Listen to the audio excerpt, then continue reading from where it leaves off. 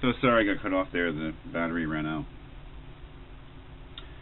So we were talking about really the theory of the organism, of the ontology of the organism that Jonas offers as a way of explanation for the burden of mortality, and that the burden of mortality is built into the very activity of being an organism, the ontology, the notion that our being is our own doing, and that the continuation of this doing, which is who we are, which is what we are, depends, of course, on a continual effort on our part and a continual compliance of the environment with our needs, and the continual threat that this activity, this doing, will be suspended, and then will be the end of our being, which is what death is, of course.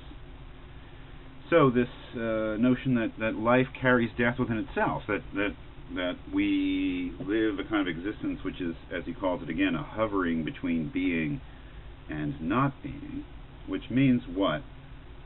As he says at the bottom of page 35, he says, to be first assumes an emphatic sense in us. That is, being itself, or to be or to exist, first assumes an emphatic sense with us, that is, with we organisms. Intrinsically qualified by the threat of its negative, it must affirm itself. I think it's quite important. The inanimate objects also exist. They exist as much as we do.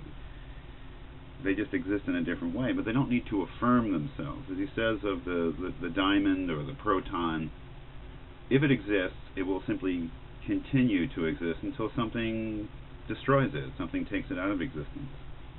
That is not true about organisms.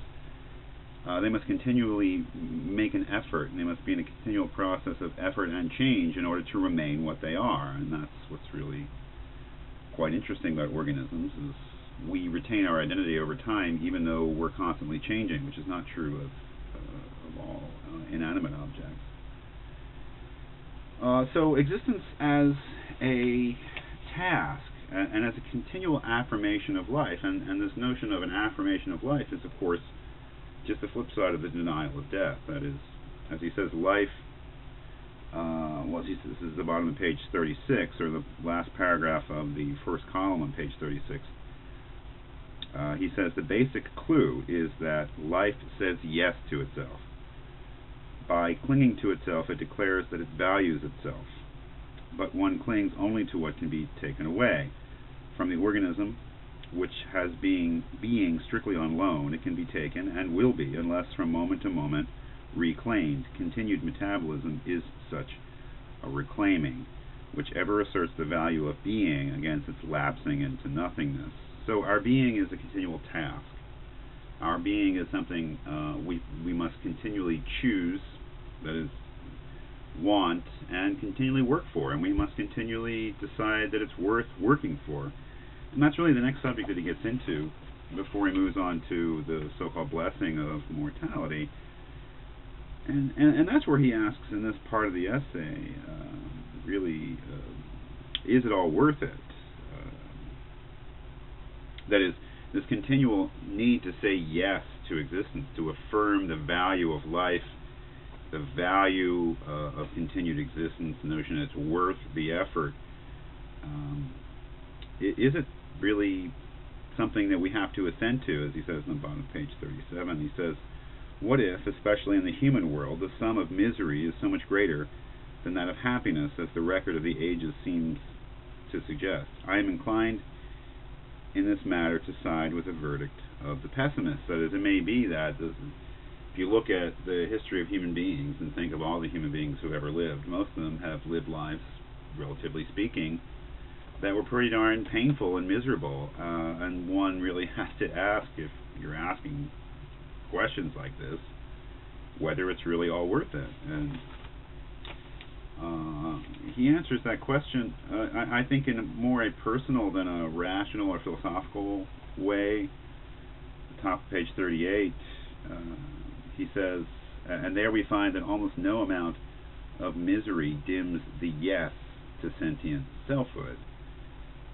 I don't know what to say about that, except that it's probably more reflective of who Hans Jonas was as a human being than of any sort of logical answer to the question whether it's all worthwhile. And certainly for Jonas, who had experienced a lot of misery in his own life. He lived a great life, but he survived the Nazis, the Holocaust. He had family members who died at the hands of the Nazis, and he had seen quite a bit of suffering in his life. He found it within himself, just that is sort of like his rock bottom, that life says yes to itself. So what about the last point that we really need to cover here, and that is the so-called blessing of mortality. I think this part of the essay is much easier to read.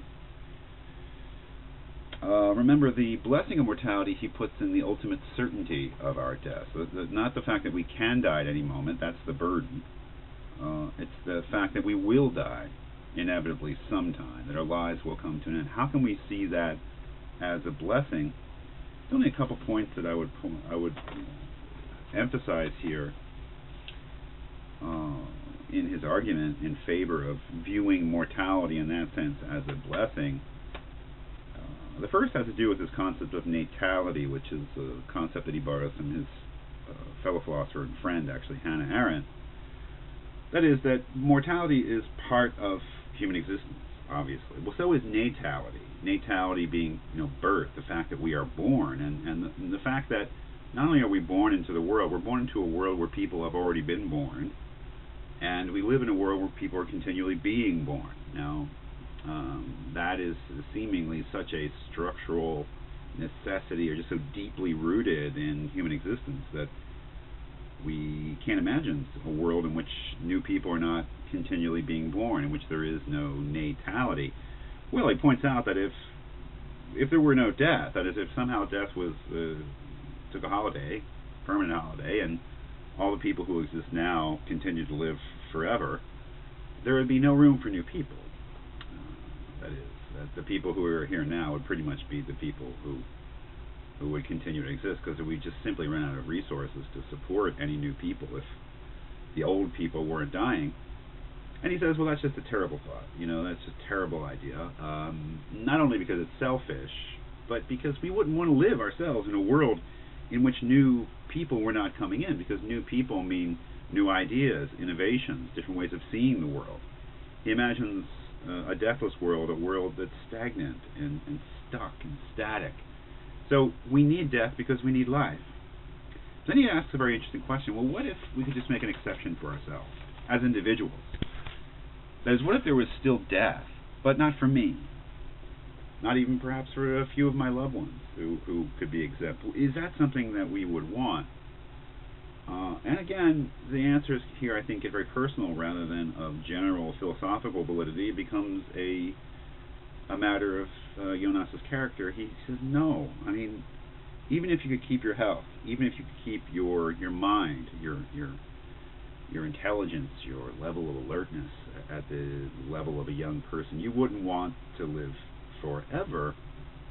Why? Well, for one thing, imagine what it would be like to live for thousands of years. Would you actually be able to assimilate the experience of all that time? We think of ourselves so much as people with a sort of finite biography based upon the 70 the 70 more or less years that human beings who live to old age have.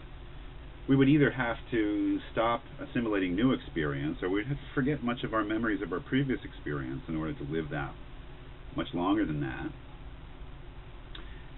That's one reason, he says, as individuals we would not want to be immortal, that we need mortality. It's a blessing. But also the notion that as we get older, we become progressively more alienated from the contemporary world. He himself refers to his own feelings about modern art, that is, that the art of his old age just doesn't mean very much to him. It's the art of his younger years, the culture that he grew up in and he was raised in, that he appreciates. The notion that we would just become progressively more isolated and cut off from what the world had become.